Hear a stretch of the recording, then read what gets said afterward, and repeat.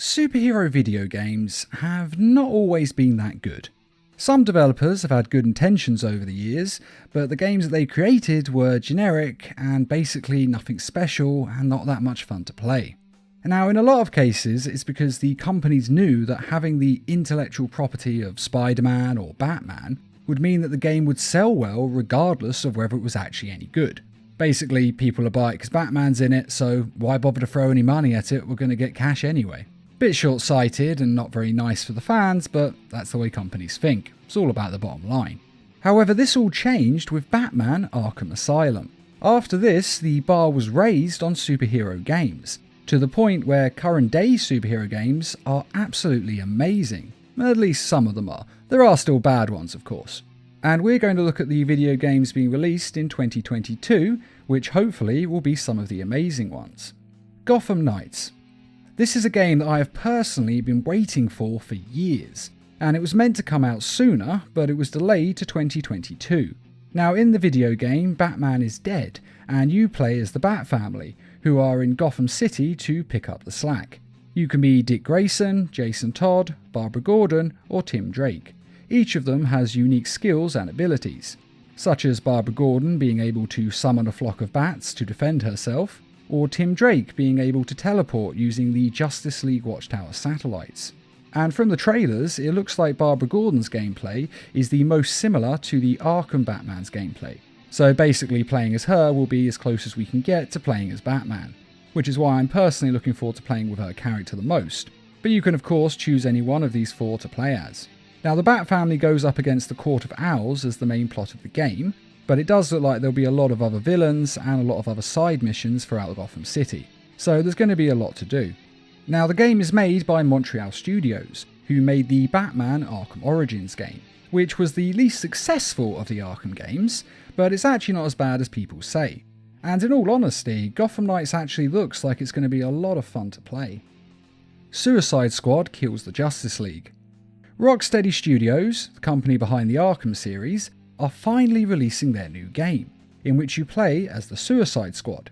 And for those who don't know, the Suicide Squad is a band of supervillains. They're basically a bunch of villains who have gone to prison and then had bombs put in their heads, and then they're sent out by the government on secret missions, and if they refuse any orders they're given, then their heads are blown up.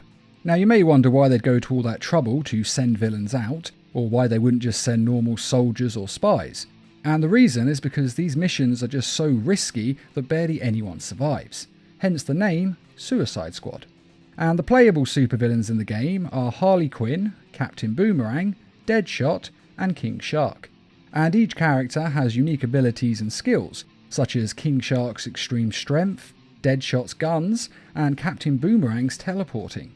Now, the plot of the game is basically the title, but essentially, Brainiac is invading, or at least attacking the Earth, and he seems to have mind-controlled the Justice League members, and so it's up to the Suicide Squad to take them down. Which is a bit ridiculous considering the difference in their power levels, but I'm sure it's going to lead to some very interesting boss fights throughout the game. Now, personally, I would have preferred for Rocksteady to just make another Arkham game, but this does look pretty interesting. And at the end of the day, who doesn't enjoy a story told from the perspective of the bad guys? They normally have much more interesting character arcs after all. DC League of Super Pets, The Adventures of Krypto and Ace. To coincide with the release of the DC Super Pets film, there will also be a spin-off video game that looks like it has quite basic gameplay, to be honest. The game will be starring Superman's dog Krypto, who is voiced by The Rock, and it will star Batman's dog Ace, who is voiced by Kevin Hart. Or at least they voiced them in the actual movie. We don't know for sure if it will be the same in the video game, but hopefully it will. There's not really a lot to say about this, as there aren't many details that have been released, though from the trailer it looks like quite simple gameplay meant for young kids. But we'll have to wait and see before we know for sure. It might surprise us. Marvel's Midnight Suns. Now, this game is coming out in March, and it's a strategy RPG that blends turn-based gameplay with abilities that are executed through a randomised deck of cards. And the game's story involves a team of heroes coming together to stop the magical threat of Lilith, who has been resurrected by Hydra. And the new hero, Hunter, who is the child of Lilith, is the only one who can kill her. And basically, the other heroes are going to help Hunter take her down. The game is going to feature 13 different Marvel heroes, including Wolverine, Captain America, Iron Man, Doctor Strange, Captain Marvel, and Blade, just to name a few. And it looks like it's going to be separate from the other Marvel games that are being released, as several have actually been released in 2021 and more are planned to come out in the future. And those are all the superhero games coming out in 2022, or at least all the major ones. Though there are a couple of other games that are going to be coming out later on.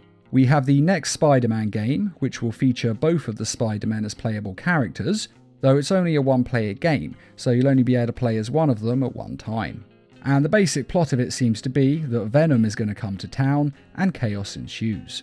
And this game is expected to come out in 2023. And a Wolverine game is also in the lineup. Insomniac Studios are making it, and since they made the Spider-Man games, I actually think that this Wolverine game is going to be worth the wait, as they seem to be able to do superheroes rather well, building the game to suit their superpowers. But we'll have to wait and see.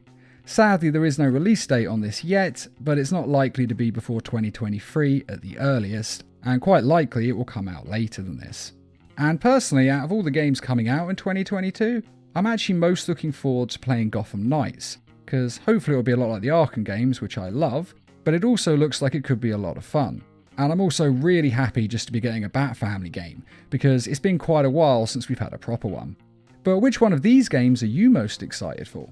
Be sure to tell us in the comments, and I'd just like to quickly remind everyone that we have some merchandise available on our store, and to say thanks to all of you who have donated to the Needle Mouse Productions page on Patreon. And as always, thanks for watching, and feel free to subscribe, share, like, and comment.